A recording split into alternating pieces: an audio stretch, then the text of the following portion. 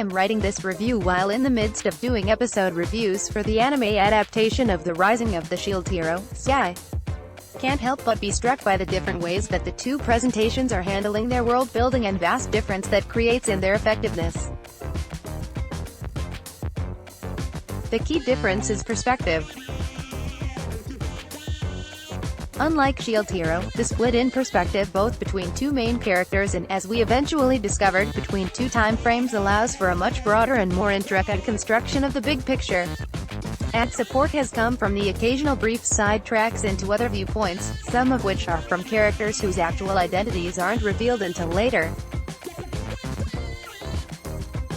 That has served this series well, as it has turned the world building into the construction of a fascinating puzzle. With Volume 5, those pieces are all finally starting to fall into place. And the picture those pieces are assembling is definitely more involved than early indications suggested. Writer Okina Baba has done a lot of things well over the course of the series, but this volume reveals that one of his main strengths might actually be misleading the reader.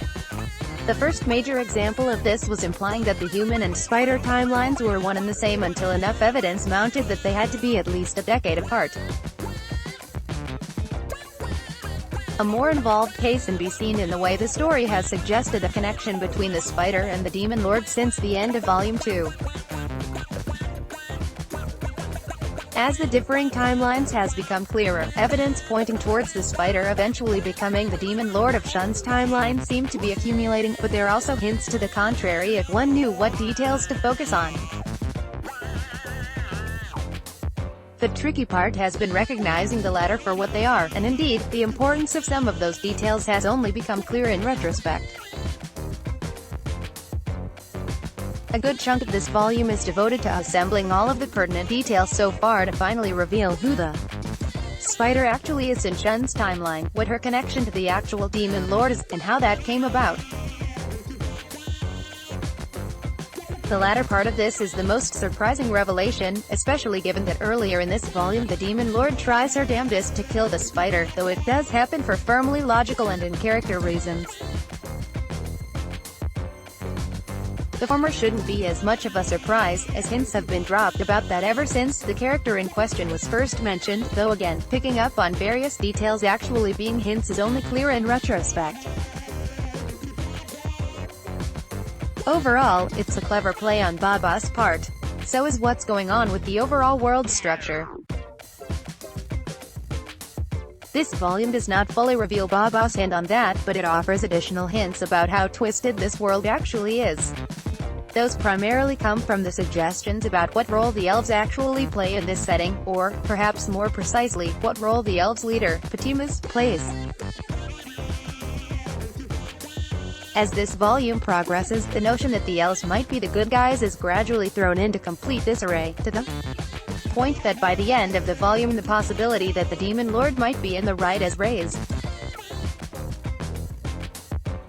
Of course, certain moral choices, such as the harm done by manipulating Hugo, still give pause to such argument, though the storytelling also makes it clear that Hugo has a personal agenda which does not dovetail at all with the bigger picture of the side he's working with.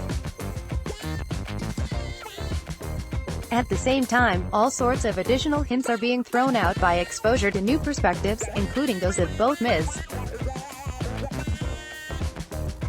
Oka and the demon lord Ariel. The novel's merits are not just in the intricate world building, however.